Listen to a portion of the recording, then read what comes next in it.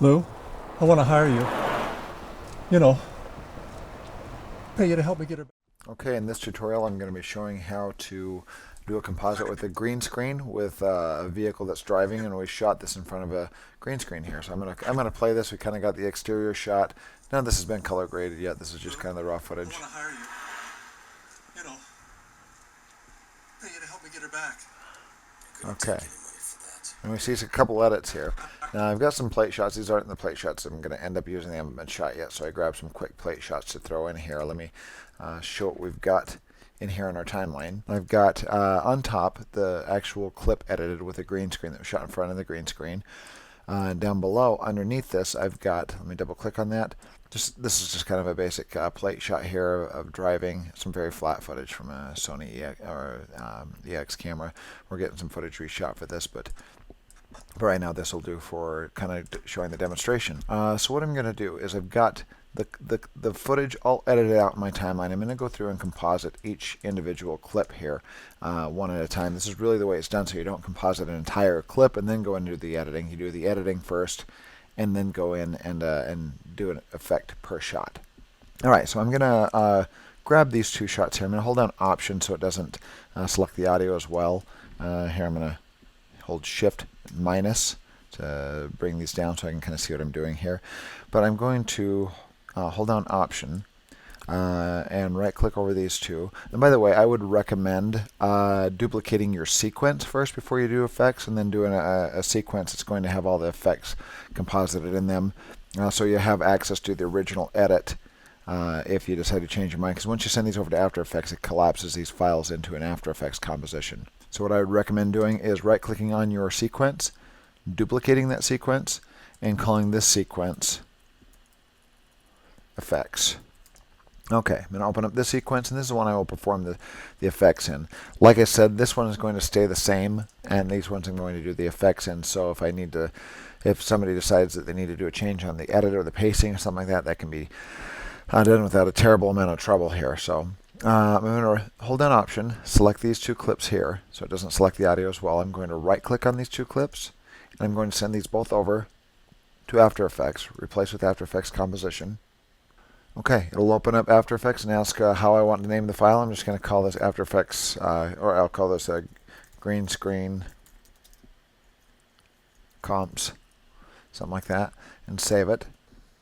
And you'll notice here that it is sent over two different items here. It's sent a clip over with now this, you'll notice this looks like a composition file right here, and what it has done, since I'm working with red footage on a Macintosh, it has taken the red footage and inserted it inside of a composition, because these two items are different resolutions, so it embeds these both as individual compositions since it's two different resolutions. So that's just a little bit of a workaround, but we'll show you. We'll get to that later. That this will show you how to eliminate that issue later on. But right now, this works right here. These act as independent clips, except for when it comes to motion tracking, which we're going to use later on. So the first thing we're going to do is we're going to start keying this effect here. Actually, before we do that, I'm going to these are two different resolutions here, and this is a 1920 by 1080 resolution, the plate shot here driving behind, and this one is a this one is not a 16 by 9 aspect ratio like the 1920 by 1080. This is 4K footage, true 4K footage, which is slightly wider aspect ratio, which I believe is 1.85 to 1, if I'm right, and the 16 by 9 is 1.77 to 1. So what we're going to do here is we're going to scale up the plate here so it matches the size of the same aspect ratio as the red footage. I'm going to turn the red footage back on there, and the green screen shot there. And now we're going to start keying. So I've got that footage behind it scaled. I'm going to go up to my effects here, and I'm going to type in key light. We're going to find our key light filter. We're going to grab this filter. We're going to drag and drop it onto the top filter. And now, if you're now within key light here, we're going to grab a color to start keying out. We're going to grab our little eyedropper here, and we're going to move over to the green screen somewhere around this area and click. And it will do an automatic key, and it will try to grab all those colors of green out. If I turn off the plate shot, you'll notice what it has keyed out so far. But what you really need to do with green screening is you're going to need to pull down under view under key light, And we're going to tell this to show a screen matte. Because right here you can see it's kind of fading out a little bit on the green screen. So what I'm going to do is show screen matte and show where how to get a clean key. Right now this is kind of a dirty key. You'll notice there's some grays up in here that aren't quite keying out. There's some little dots and noise throughout the whites. So we're going to work on cleaning this up. And two basic ways you do that is by screen gain and screen balance. What screen gain does is it gains the amount of colors. It basically adds more saturation and levels of green that it's going to be selecting. So we're going to be pulling that across. Actually, one deals with luminance, one deals with saturation here. And the balance will start choosing different levels of luminance as well. And we'll add, the screen balance is going to add. The screen gain is going to affect the darker areas of of your matte, and the screen balance is going to affect the balance of the white balance here. So what we're going to do now is we're going to fine tune this a little bit. We darkened the screen gain. You want to be careful how much you do this because eventually it will start eating into what you want to leave left in. So I'm just going to turn that up just a little bit. We're going to do it just a little bit just to darken the areas here in your matte. Now what's happening with this matte here is the white areas are the areas that are going to be left in, and the dark areas are the areas that are going to be keyed out. I'm going to go to screen matte. We're going to arrow down, and we're going to go up to our screen matte here, and you got clip black and clip white. What we'll do is you clip black, as you drag that over, it's going to darken the darker areas of the screen, and it will start perfecting your matte. I really don't need to do that since I've got a pretty clean black matte going on, but I am going to have to get rid of some of this noise in the white area here. So I'm going to clip my white here. As I drag that over, you'll notice that noise will start to disappear. You just want to do it till that noise just kind of barely disappears there. And some of these areas here, we can do what's called a garbage matte later on and get those things cleaned up. So I'm also going to clip the black a teeny bit and just kind of get that cleaned up just a teeny bit, and clip the white just a teeny bit and get those areas where that noise, all that kind of noise, gets out of the white matte there. So now what we're left with, as we go back, we're going to tell it to show the final result. And it looks like we're getting a pretty clean matte so far. So moving to our shot here. Now we're going to just do a little bit of cleanup here. Okay, I'm going to zoom up, holding down Option here. And I'm going to scroll. And you can scroll and kind of look at the edges here. H for hand, V for your arrow tool. Now I'm going to look at the edges here. And what we're going to do is we're going to do a couple little items here where we go under screen matte. We're going to soften the edges of the matte a little bit. I'm going to add just a pixel of softness here. And notice how it just kind of barely just kind of cleans up the edge there and softens the pixels around the edge. What we could also do here is we could also shrink the matte if we want to. Two common tools with green screen compositing will be your shrink and grow matte and the screen softness. Soften the edges, or you shrink the matte in a little bit. I'm going to go -1 pixel in and eat into it teeny bit. And notice that just barely kind of ate into it. Actually, that even might be a little too much. So I'm going to do -0.5. And some people will go crazy on this and soften it way too much, and it looks way too soft and fake like that. But we're just going to do a barely a soft edge, and also a screen grow. Now, or a shrink actually. Okay. So now we've got kind of a composite. We notice we've got a little bit over here that's still keying through. We're going to do what's called a garbage matte for those areas there.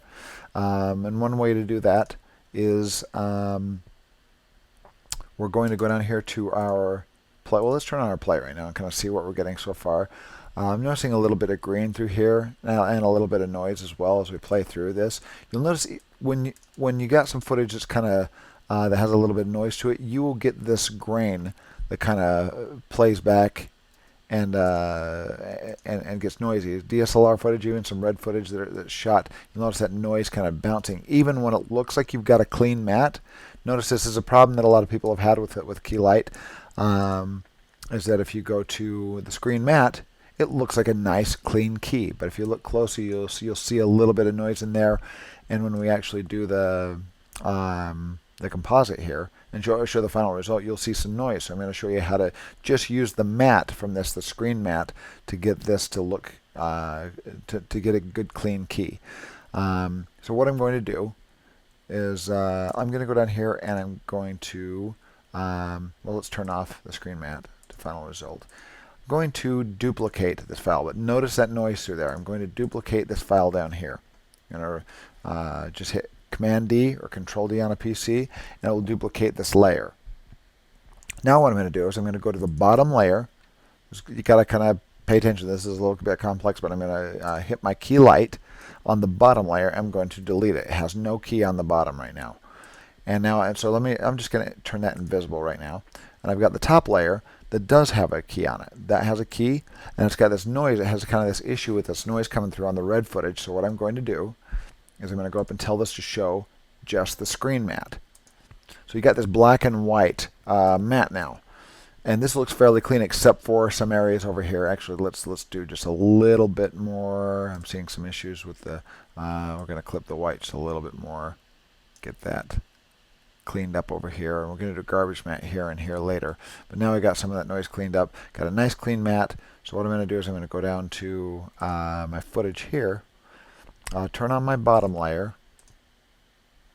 And I'm going to go to track mat. If this isn't showing, you go to toggle modes and switches. And I'm going to tell this here to track to this alpha mat that's being used up here. Actually, this is considered a luma mat. So I'm going to go down here to track mat and tell it to use the luma mat. Let's change the names here. I'm going to tell this one, this is my luma mat. This one is actual, we'll call this driving footage. Driving footage. I'm going to go to this one and tell it to track mat. It's going to use the clip up above it here. It's referencing the clip up above it. And I'm going to tell it to use a track mat. Luma mat driving footage for the mat up above. It's going to use that black and white information. Oops, wrong clip there. Right here. Luma mat information from the top. Oops, I've got it turned off. And there we go. And now you'll notice as we zoom up, it's got a nice clean image there because it's using that track mat. Nice clean track mat. It's got an issue with keying with like red footage and some DSLR footage sometimes. It's got a little bit of noise in it. You'll see that noise coming through and it doesn't quite key it out. So that's a little trick there to get it to use a nice clean key. And now we've got a nice clean key here. This is actually film noir, so we're going to be making this black and white desaturating in the end, and it will look pretty good. Anyway, this angle with the camera on the car is not accurate according to the angle on the window here. So the plate footage is not the same angle as the driving, but this is just more of a demonstration. So, all right. So we've got our Luma mat created there. We played through this. Notice this footage is kind of bouncy, and so it's not the greatest plate shot, but you get the idea. First of all, we need to create a garbage mat to fill in this area. You'll notice you can kind of see it seeing through to the background footage right there. So we've got to create a garbage mat. So I'm going to get on my driving footage, duplicate it, put it on top. And now that it's on top of my timeline here, we're going to create a garbage mat here. I'm going to go down here, very beginning of my timeline, and I'm going to create mat. We can just draw over this whole area because there was some on his collar as well. So right there. And create a garbage mat. So basically what I've got, let me turn these off. So I've just got a layer over the top that's not showing any green screen that is cut out and pasted on top. So now that will not see through at all. So we have no problems with that key anymore because we created a layer. We might have to animate this a little bit, which is easy. So we can just go under our driving footage, our masks, and we can click on the mask path key spline, or the animation of the mask path there, and go to the end and reposition our mask. This is just going to be kind of simple. I can just kind of pull that down right there so it hits the window, and it just does a slight animation moving down with the movement of the dolly there. I'm going to select the background, and we're going to kind of change that a little bit. I'm going to add a filter to that. I'm going to add a Gaussian blur to the plate in the background, blur it a little bit more so it's out of focus. Also going to change the levels of the background as well. So just a little bit of fix up here. I'm going to grab the levels and drop onto that clip, and we're going to darken the background a little bit to match kind of the contrast of the foreground here. And I'm going to crank up the blurriness here of the background. put that out of focus. I'm going to bring down the highlights there, so we're kind of matching the light levels of the car here, and that's a completely different color. I'm going to go black and white on this, so I'm not going to change that. You could color correct that and fix that as well, but right now I'm going to one kind of final thing we're going to do here is I'm going to put a window in here to make it look like you got some driving reflection on the window, so it doesn't have the window open with wind blowing on its hair, which is obviously not happening. So now what I'm going to do is, this is a little bit tricky here as well. We're going to go to our driving footage. I'm going to duplicate it, drag it on top, and we're going to turn it off. And I'm just going to, we're going to get rid of the mask on this. We're going to get rid of everything, all the effects on this clip on top here. And we're going to use this footage here to track to add a shape to here. So we're going to create what's called a matte here, and we're going to reflect a window in it. So right now I'm going to use this as just tracking layer, tracking driving layer. And I'm going to, since this is like a composition inside a clip inside of a composition here, the way it brought over the red footage with mismatched resolutions, I'm going to go to toggle modes and switches, and I'm going to turn this little it's a bring 2D layer to front here item here. We're going to turn that off, so now you can actually track the layer. If you leave that on and double click on it, or try to track it, we're going to go up to Window, Workspace, and Range for motion tracking. When we run in these two resolutions, these will be grayed out. So watch this. When you click on that, notice it's grayed out because it's a clip within a composition. If you want to bring it to the front to track it, you just simply turn that off, and now we can do the tracking. And now you can say track motion. Now I'm going to go to the end of the composition because this window kind of moves into frame more. So I'm going to move it over to the side where the frame is all the way in here. And I'm going to hit track motion. I'm going to zoom up here and make my track marker a little larger here. I'll add this little track marker here. We're going to make that a little bit larger so we can move it. I'm going to go down, and there's actually a good little spot down here, right here where this thing doesn't move, this little lock here. And we're going to track that pixel, these pixels just right on the lock here. I'm going to increase the size of the tracking area to increase the accuracy. Kind of the outermost region, and then the range of pixels in here is going to be what's going to be tracking. Shift question mark to zoom back out, and now I'm going to analyze backwards and play backwards and let that analyze. And now it's going to track pixel by pixel and go backwards, and I will come back when that's done tracking, and I'm going to track backwards, the pixel by pixel, and then I will come back when that's through tracking. So, okay, now that this tracking data is finished here, I'm going to go up and add a layer to, we're going to add a null object here. We're going to apply that layer to this tracking data, or the tracking data to that null layer there. So I'm going to go over here to my tracking data. I'm going to do edit target because I didn't add a null in the first place, and I'm going to tell it to apply that data to the null. And hit OK and apply. And it's going to apply dimensions X and Y axis to the null. We'll go back to our composite. You'll notice the null, there's that little square right there that's been added, and you'll notice that it tracks right along with that little door lock right there. So now I'm going to go to the plate here, and we're going to duplicate that. I'm going to grab the plate. This is the background plate. I'm going to grab it, and I'm going to drag it on top of everything, basically. We're going to put it pretty much on top. So right now it kind of takes over everything, you'll notice. We're going to turn that off. We're going to use this in a little bit here. This is going to be called, we're going to call this one window reflection. And that's going to be used as our window reflection now. On the front here, basically what we're going to do is composite on top of the window, make a little bit of window reflection there. Okay, so what we're going to do is go up to Layer, New. We're going to create a new solid. I'm going to change this color. Let's make it like a reddish color or something like that so we can kind of see what we're doing here. And it's going to make a new solid layer over the top of everything here. What I'm going to do is we're going to create a mask on this. I'm going to turn down the opacity so you can see the shape of the window here. I'm going to turn the opacity down, turn it down to about 50% maybe. Go to the end of my timeline, and we're going to hit the pen tool, and we're going to draw I'm going to click and drag to create a Bezier edge here, like that. And I'm going to click this to kind of create where the window shape would be, like so. Shape that, get it right into where the window would be, right on the edge there. Right about there. This would be like on the inside of this dark area right there. So let me resize that so it's kind of inside the dark area. Right there, right where the window would fit in. Right about there.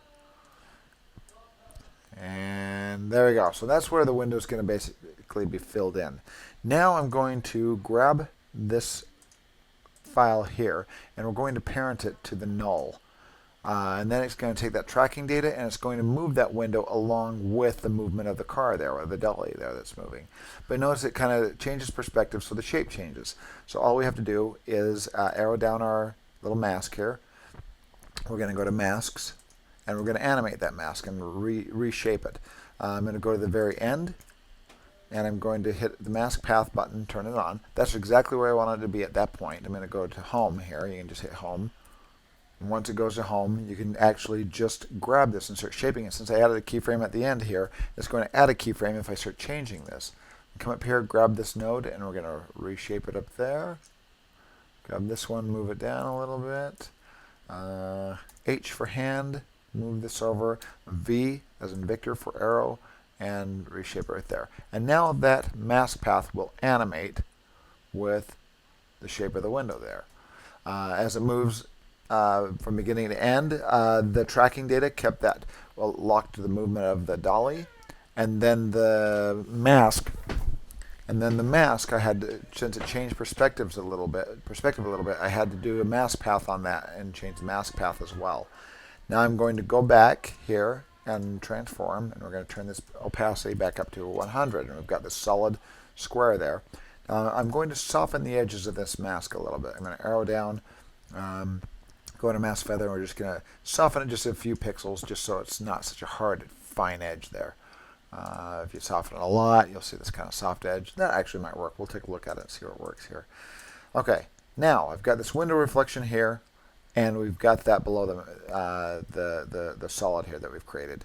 I'm going to turn my window back on, and what we're going to do is we're going to toggle our modes and switches here, and we're going to tell this layer to use the layer above it to do a track matte. We're going to tell it to do an alpha matte using the red magenta here. It's going to create an alpha matte based on that magenta file up above there, that solid that we've created. And click. And boom. So now let's replace it. Let's put a reflection in the window there. It's solid. You can't see through it. So now all I have to do, and this part's simple, just arrow down, go down to transform, opacity, and we're going to bring down the opacity till the reflection looks natural. Okay, so I'm going to turn that down. Let's take it down a little bit more so it just kind of looks like a little natural reflection going on. If you don't want this to match the background, because this is going by the exact same pace as the background, all you have to do is offset this window reflection a little bit. Grab that window reflection. I'm just going to drag that clip over a little bit so it's offset and the reflection doesn't move at the same pace as our background plate. Just move that over, our out point turns or moves over as well. So I'm going to hit end, and I'm going to select this layer and do Option right bracket. It'll create a new out point right there, and our reflection lasts the whole time. So now let's play that back. I'm going to change this to quarter resolution, quarter quality, so you can kind of do a quick render of this. Okay, now as we play back, see the reflection playing in the window there, and now it looks like there's a reflection on the outside there of the window. Now we can kind of do some finishing things here. I'm just going to select all my layers, pre-comp this whole thing, right click on it and pre-comp it. And you can do this in Premiere as well if you'd rather do the color correction in Premiere or speed grade. That's fine, but I'm going to do some quick correction in here. So I'm going to go to, first of all, I want to take this whole layer here. I want to zoom it up a little bit. It's a little too wide, so I'm going to zoom that up a little bit. I'm holding Shift to constrain proportions. I'm going to move that back because we got this big kind of dark area on the car right there. So I'm just going to do a little bit of adjustment here. This is 4K footage, so I can zoom up on it. And there we go. Now as we play through it, looking pretty good, looking pretty natural there. I'm going to go to, we're going to correct this whole thing. I'm going to say, I'm going to type in curve. I'm going to grab some curves, drag onto this whole pre-comp here. I'm going to do a little bit of contrast adjustment to the entire, that's a little too much, it's a bit heavy there. Oops. A little bit of curve to it. Then we're going to go saturation.